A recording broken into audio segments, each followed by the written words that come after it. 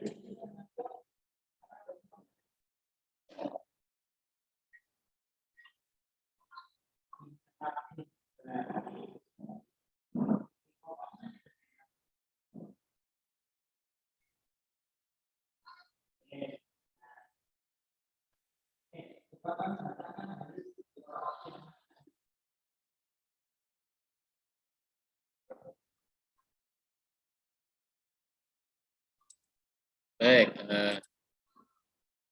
ini tadi berkaitan dengan gambar cerita sudah pernah dimuat pada subtema 1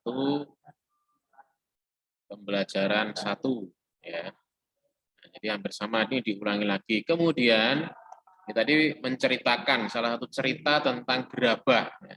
Jadi kalau membuat gambar cerita ini ada idenya dulu apa? Ini tentang gerabah ya. Yang diceritakan di sini adalah tentang gerabah dari Pulau Madura. Siapa yang pernah ke Madura? Ada nggak yang sudah pernah mampir di Pulau Madura? Saya, Pak. Siapa? Siapa? Sebutin nama. Saya, Pak. Saya, Pak. Sudah pernah ya? Di sana Saya, Pak. menginap atau sekedar lewat di Madura? Saya per 1 hari. Menginap ya? Menginap semalam? Menginap. Nah, ya. Selama 1 hari. Ya. Nah, jadi kalau di Madura ini ya terkenal ya, karena orang-orangnya itu biasanya pekerja keras dan menyebar ya, menyebar di seluruh Indonesia. Di Jawa ini banyak orang Madura, di Sumatera, Sulawesi, Kalimantan, mereka menyebar karena bekerja keras. Ya, bekerja keras. Mereka ini ada yang terkenal jualan sate ya, sate ayam Madura. Ada yang potong rambut Madura, ada yang jualan sayur, jualan macam-macam, mereka bekerja keras. Ya, meskipun orang-orang dari suku lain juga sama.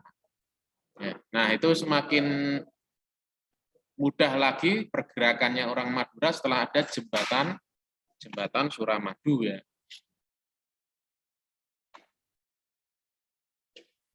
Saya ke Madura loh. Bentar.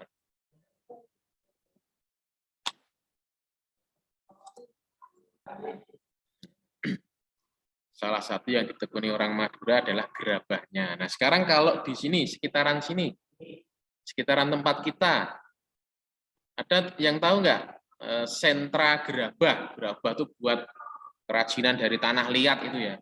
Ada pot bunga, macam-macam lah. Ada yang tahu nggak ini? Apa namanya tempatnya? Siapa yang tahu? Sentra gerabah yang juga terkenal. Klaten ada. Kemudian yang sangat terkenal tuh yang di daerah Jogja itu apa namanya? Kasongan. Pernah dengar? Pernah dengar namanya? Kasongan. Nah, Nah, itu sentra gerabah banyak sekali. Saya waktu ke sana itu setelah gempa. Gempa di Jogja itu tahun berapa ya? Gempa di Jogja masih ingat tahun berapa itu? Di atas tahun 2007 yang jelas 2007 itu banjir Solo. Wah, kamu belum lahir ya?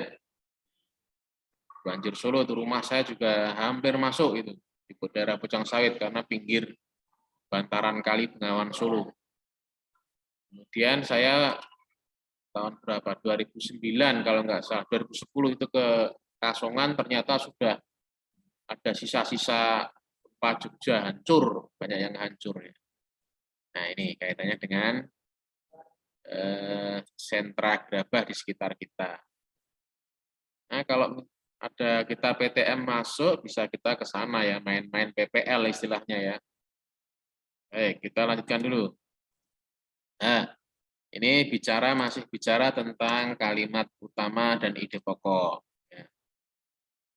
Nah, jadi begini, karena kadang-kadang juga masih ada yang salah.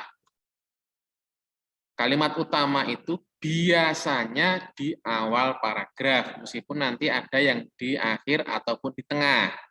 Nanti akan kita lihat contohnya. Kemudian, pada kalimat utama itu terdapat ide pokok. Coba baca, coba sekarang saya mau panggil. Salsa, Salsa, halo. Bisakah mendengar Salsa? Dinyalakan mikrofonnya, nak. Salsa, halo. Bisa mendengar? iya Pak. Nah, ya, tolong dibaca kalimat utamanya ini. Salah satu warisan karya budaya, dibaca, silakan. Salsa. Salah satu warisan karya budaya yang sangat tua, luas persebarannya, dan mampu bertahan hingga sekarang adalah gerabah, yakni barang pecah belah dari tanah bakar yang dibuat secara tradisional. Ya, nah, ini namanya kalimat utama, panjang sekali ya. Ini kalimat utama panjang sekali. Nah, kalau dicari ide pokoknya, bisa diringkas. Ya, jangan terlalu panjang. Nah, jadi ide pokoknya salah satu warisan karya budaya yang sangat tua, luas persebarannya, dan mampu bertahan hingga sekarang adalah gerabah. Nah, sudah cukup dipotong sampai situ saja. Yang kalimat berikutnya tidak usah dituliskan. Tahu ya sekarang ya bedanya antara ide pokok dengan kalimat utama. Bisa jadi ide pokoknya itu juga kalimat utamanya, seperti kemarin kita banyak latihan. Ini harus kita latih lagi ya, seperti ini. Bisa jadi ide pokoknya ya kalimat utamanya itu biasanya yang kalimat utamanya yang ringkas. Kalau ini kan panjang sekali, kita harus pandai-pandai mana kita potong. Atau kita menuliskan dengan bahasa kita sendiri, yang penting tidak keluar dari isi kalimat tersebut. Oke.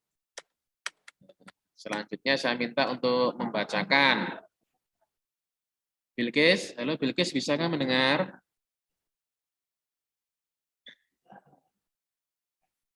Halo Bilqis, bisa mendengar tidak?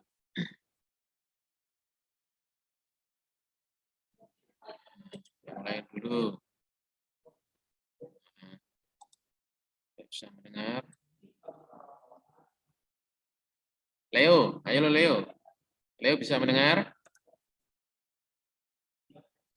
Halo Leo. Iya, Pak. Ya, silahkan dibaca paragraf yang tampil di screen ini. Pada situs-situs kebudayaan dan purbakala banyak dijumpai gerabah atau tembikar yang difungsikan sebagai peralatan atau perkakas rumah tangga dan untuk keperluan peribadahan serta penguburan mayat. Gerabah yang paling sederhana dibuat dan dibentuk hanya menggunakan tangan dengan ciri adonan yang kasar dan bagian-bagian gerabah tersebut masih dipenuhi oleh jejak-jejak jari. Selain itu, bentuk kata Pak. Ya, makasih. Coba bisa dicari nggak ininya? Kali ide pokoknya. Coba mencoba.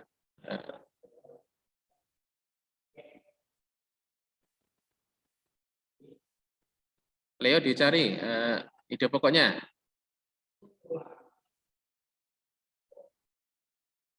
Halo?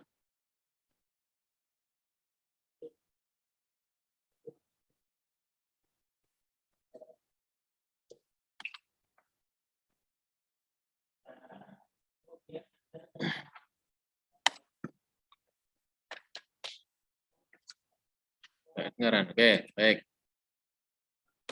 Nah, lihat sini perbedaannya ya. Oke, saya terangkan aja sekalian.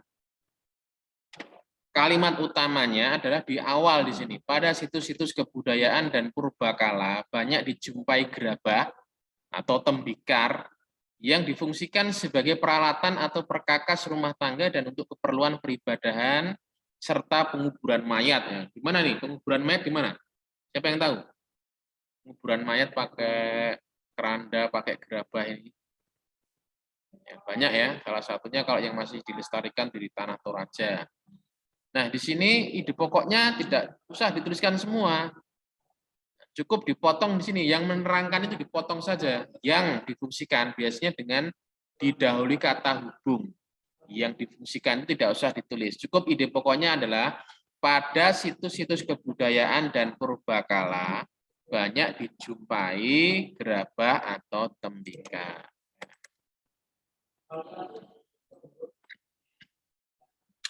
Nah, saya percepat saja ya. Ini contoh yang berikutnya. Oke, langsung dibahas saja. Nih, kalimat utamanya panjang. Tidak terkecuali di Pulau Madura, gerabah dibuat untuk difungsikan sebagai peralatan sehari-hari masyarakat setempat. Ya. Yang dilakukan secara tradisional seperti apa yang dilakukan oleh pendahulunya. Dipotong di mana? Dipotong di masyarakat setempat ini. Ya. Sekali lagi kata yang ini kita buang saja untuk menuliskan ide pokoknya. Oke, sekarang kamu yang mencoba. Oh, ini gampang kalau yang ini. Ini hanya 2 kalimat. Tidak usah. Ini nggak usah juga. Nah, ini. Ini juga gampang ya. Nggak usah juga, gampang. Dia pas di awal kalimat dan ini ringkas. Ya. Nah, ini kalimat-kalimat yang kata yang dibuang misalnya ini memang.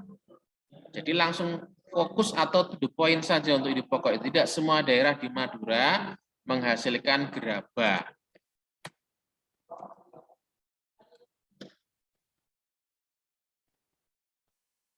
Nah, coba sekarang yang lain. Coba Nabila Andaru. Silakan dibaca paragrafnya. Ya.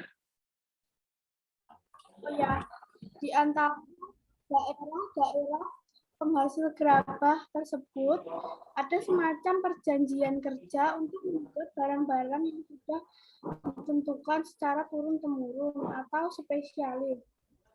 Dengan spesialis, ini persaingan dapat dicegah. Gabah Madura juga memiliki kekhasan lokal yang disebabkan oleh keahlian atau keterampilan pengrajin.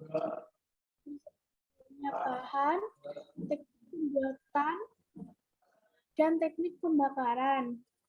Dengan spesialis dan ciri khas itu, banyak kampung diberi nama sesuai dengan nama tertentu. Ya. Kira-kira ide pokoknya yang mana, Nabila?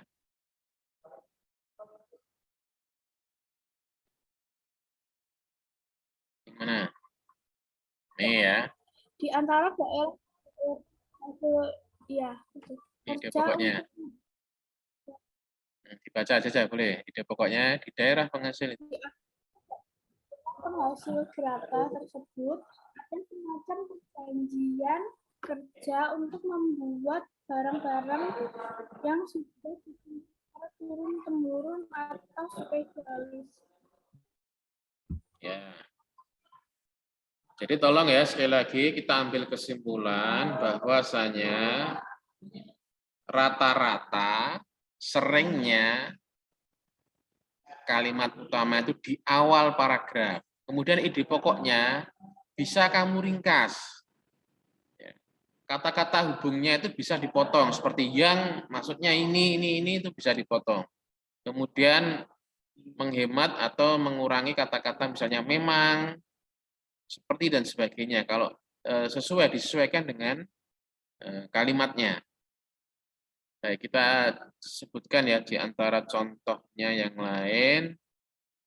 Ini coba perhatikan, ini ada di modul kalian. Ada di modul kalian. Nah,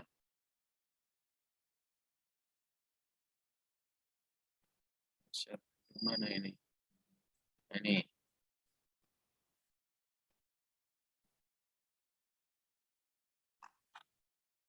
Ini ada di modul kalian. Silakan disimak. Ini ada di modul kalian di pembelajaran 1. Masih berkaitan dengan ide pokok ya, dari subtema 1, subtema 2, subtema 3 ya. Ide pokok ini merupakan gagasan yang menjadi dasar sebuah paragraf. Dia nanti akan dijabarkan dari menjadi kalimat utama. Letak bisa di awal, di tengah maupun di akhir. Nah, kalau ide pokok yang di awal paragraf, ingat namanya paragraf deduktif. Yang di akhir paragraf namanya induktif. Ini yang terkenal ya. Kalau yang di tengah namanya interaktif. Kalau yang di awal sudah sering. Soal-soal untuk kelas SD, kelas 5, kelas 6, ini rata-rata memang di awal paragraf. Kalau yang di akhir dulu, ya, yang di akhir dulu. Ya. Yang di akhir dulu nih misalnya begini. Semua warga sekolah wajib menjaga kebersihan sekolah. Jadi ini kalimat utamanya, ide pokoknya di sini. Karena apa? Yang lainnya itu merupakan rincian atau penjelas dari kalimat utama ini. Warga sekolah menjaga kebersihan sekolah itu seperti apa? Tidak dilakukan hanya petugasnya saja, tapi warga sekolah itu ya guru, karyawan, orang tua, siswa terutama ya. Kalian kalau pas nanti PTM, siapkan siswa, Bapak Ibu guru, karyawan, mulai dari karyawan tata usaha, kantin sekolah, satpam dan lain sebagainya. Ini contoh yang di akhir. Nah, yang sulit memang yang di tengah ini ya sulit ya. Tapi insya Allah yang soal-soal evaluasi kelas 5 atau kelas 6 SD itu jarang yang di tengah. Contohnya ini, kalimat utamanya adalah kurang mengkonsumsi sayuran hijau beresiko negatif bagi tubuh. Ini utamanya. Terus diperjelas dengan apa? Contoh pemperjelasnya ini atau perinciannya. Kurang mengkonsumsi sayuran hijau itu tubuhnya lesu.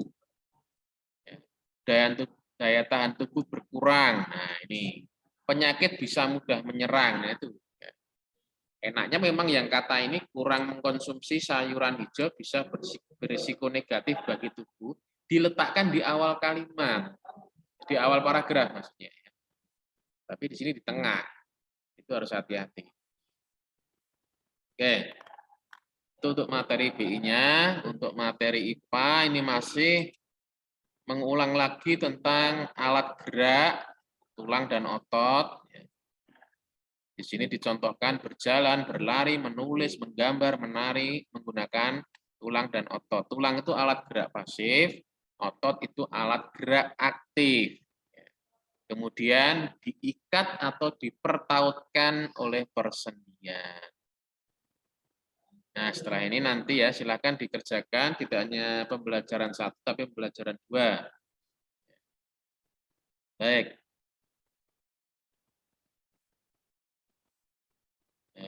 Untuk tema saya cukupkan.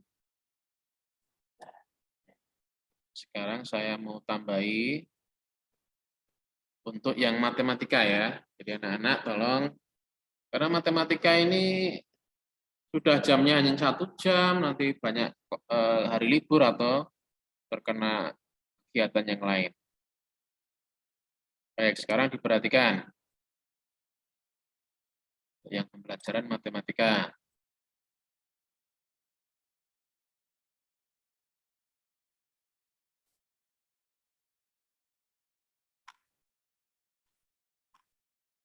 Oke, kemarin pengurangan bilangan bulat. Silakan diperhatikan ya. Jadi tolong kalau pas tematik juga disiapkan modul matematikanya ataupun buku dan orek-orekan catatannya ya. Baik, sekarang tentang pengurangan campuran. Kemarin sudah sampai sini, pengurangan pecahan biasa dan campuran. Nah, sekarang bagaimana kalau pengurangan bilangan bulat? Ya, perhatikan, akan saya terangkan di sini.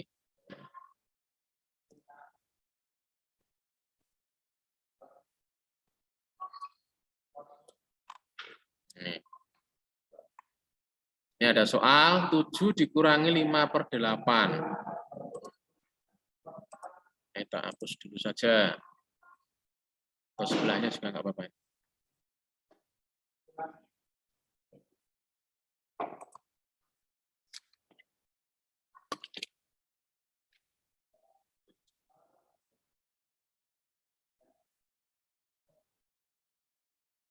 Nih, perhatikan, tak tulis di sebelahnya.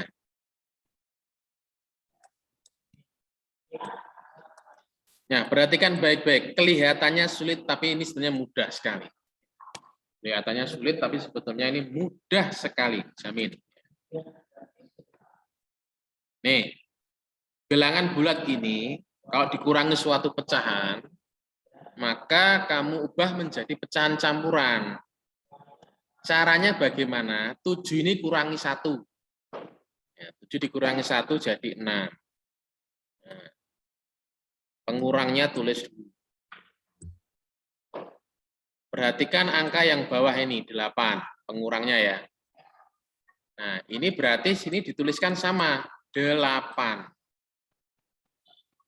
Ya, perhatikan ya. Menulis angkanya ini sama dengan angka penyebut dari pengurang. Penyebut dari pengurang itu yang posisinya di bawah. Nah, kalau yang bawah 8, yang atas juga 8. Kenapa 8/8? Ya, 8/8 itu nilainya sama dengan 1. Ya, 8/8 itu nilainya sama dengan 1. 1 tambah 6, 7. Jadi ini tidak merubah. Tidak merubah angka 7-nya itu, hanya tidak merubah nilainya, tapi merubah bentuknya saja. Kalau sudah seperti ini, gampang sekali. Ya. Tulis 6-nya, yang bawah 8, nah tinggal ngurangi. 8 kurangi 5 adalah 3, selesai. Saya beri contoh yang lain. 9 dikurangi, ini misalnya ada angka lain ya. Misalkan 6. 6 3/5. Nah, 9 ini dikurangi 1 menjadi 8.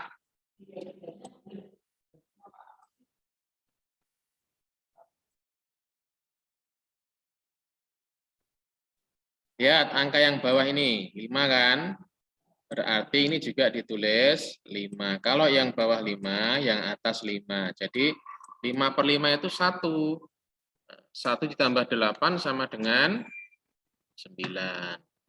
Kalau sudah seperti ini, tinggal dihitung. Yang bulat dihitung dengan yang bulat. 8 dikurangi 6, yaitu 2. Yang bawah 5. 5 dikurangi 3, 2. Selesai. Begitulah caranya. Jika bilangan bulat dikurangi pecahan, entah pecahan biasa maupun pecahan campuran. Baik, apakah ada yang mau bertanya dulu? Adakah yang mau bertanya dulu? Nah, kalau tidak ada, saya beri soal. Saya beri soal.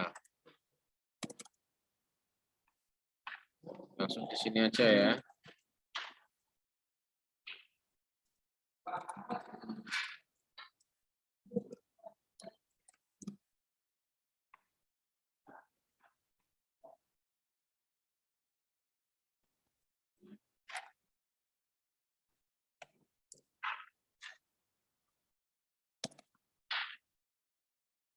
Ya, silakan langsung dikerjakan. Kita tulis di sini langsung nomor 1.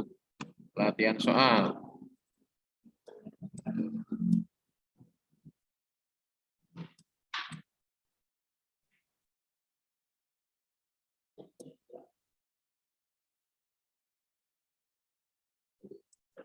Dua nomor. Yang bilangan bulat dikurangi pecahan biasa. Terus bilangan bulat dikurangi pecahan campuran. Ya, silakan. Silakan dicoba dulu 2 nomor ini. 5 dikurangi 5/6 dan 4 dikurangi 1 3/8.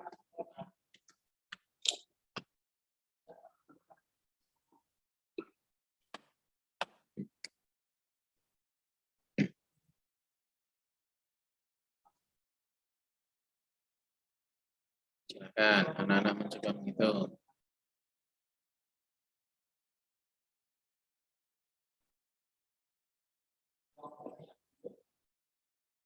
Mudah sekali ya. Mudah sekali kalau tadi memperhatikan.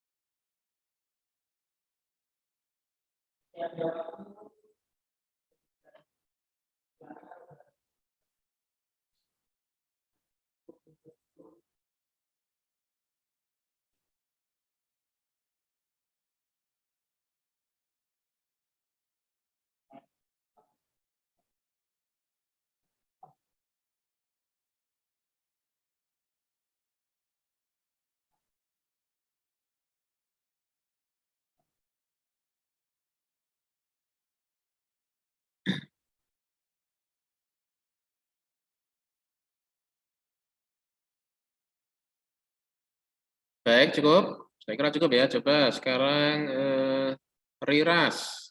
Sudah ketemu yang nomor 1, Riras? 38. Berapa? Yang keras, kurang terdengar saya. 8. 38. 3/8. Oke, yang lain. Nolan? Nomor 1 berapa, Nolan?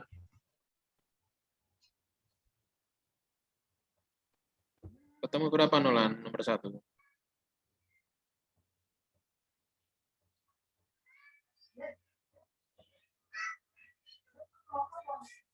Belum. Bintang? Bintang bisa terdengar? Halo? Ada nggak aktif ini?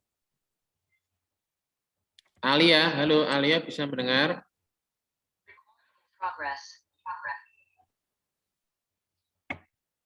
Halo? Alia, bisa mendengarkah?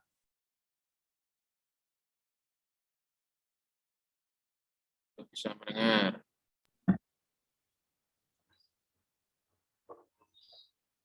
Aryudi, ketemu jawabannya nomor 1? Belum, Pak, masih bingung. Nah, oke, sudah tak jelaskan lagi kalau masih bingung. Nah, tadi tidak bertanya ketika masih bingung. Lihat sini. Kalau bilangan bulat, silakan diperhatikan lagi ya. Kalau bilangan bulat dikurangi dari pecahan biasa, ini kamu kurangi 1 limanya. Kurangi 1. Ya. Berapa dikurangi 1? 5 kurangi 1, 4. Terus buat per ini. Pengurangnya tulis dulu 5/6. Gampang sekali kok. Ya. Lihat angka yang bawah. Angka yang bawah angka berapa? Angka 6. Maka yang di sini kita kan mau mengubah 5 ini menjadi pecahan campuran, tapi tidak mengubah nilai. Nah, ini angka pengkurangnya itu yang bawah 6, di sini juga tulis 6. Kalau di bawah 6, atas juga 6. Ini. Nah, setelah itu, ini yang bilangan bulatnya tulis dulu. 4. Bawah itu tetap sama 6. Tinggal 6 dikurangi 5. 1. Jadi ini jawabannya 4, 1/6.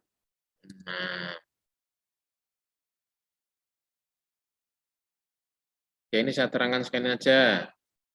Nanti berarti tak kasih soal lagi. Ini berarti belum jelas semua ini. Atau sudah ada yang ketemu? Nomor 2. Siapa yang sudah ketemu nomor 2 ini? 4 dikurangi 1, 3/8. Silakan. Salsa, sudah ketemu? Ya, berapa ketemunya Salsa? 2, 5/8. Tak tulis dulu ya. 2, 5/8. Oke, saya cek. Nih, ini 4 kan, bilangan bulat kan. Kurangi 1. 4 itu kurangi 1, 3. Kasih per. Kurangi 1, 3/8. Lihat, ini angka yang bawah itu 8, sini juga 8. Atas tentu saja 8. Nah, selesai. Sekarang yang bilangan bulat, kurangi bulat. 3 kurangi 1, 2. Ya. Yang bawah tetap 8. 8 kurangi 3, 5. 2, 5/8. Bagus, sudah betul tadi. Siapa tadi? Asal saya. Ya. Mudah sekali kalau kamu perhatikan ya. Oke. Baik. Yang pengurangan bulat dengan campuran, nanti kamu kerjakan sendiri tugas pengetahuannya. Nah, sekarang yang desimal. Desimal ini semua pecahan itu yang paling gampang adalah desimal. Ya. Ini gampang ya. Ini langsung di sini saja. Langsung di modul saja ini. 24,50. 24,56. Jadi kalau mengucapkan angka di belakang koma itu sebutkan satuannya aja. 24,56. Yang betul seperti itu yang tepat. Bukan 24,56. Berarti yang bawah 23,72. Ini gampang. Yang penting ini komanya diurutkan. Kebetulan soal ini semua posisinya sama ya.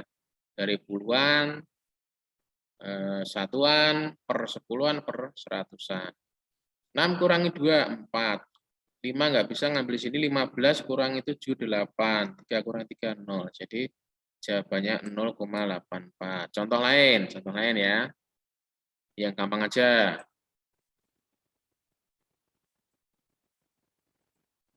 Yang penting komanya urut.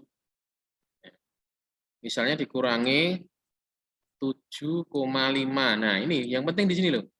Komanya urut. Jangan 5-nya kamu taruh di bawah 8, salah. Kalau angka 5-nya kamu taruh di bawah 8, salah. Diurutkan sesuai komanya. Nah, di belakang 5 ini kok kosong. Kasih aja 0. Nah, 8 dikurangi 0 itu 8. 7 dikurangi 5 itu 2. 12 kurangi 7, 5. Selesai. Yang penting komanya adalah diurutkan. Itu ya. Nah, coba sekali ya. Coba sekali. Yang sini.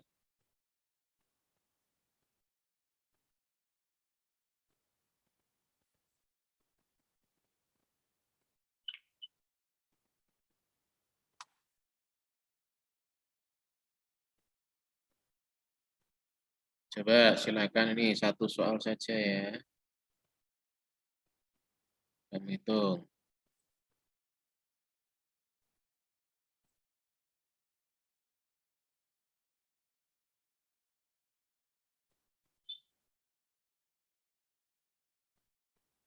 (18,25)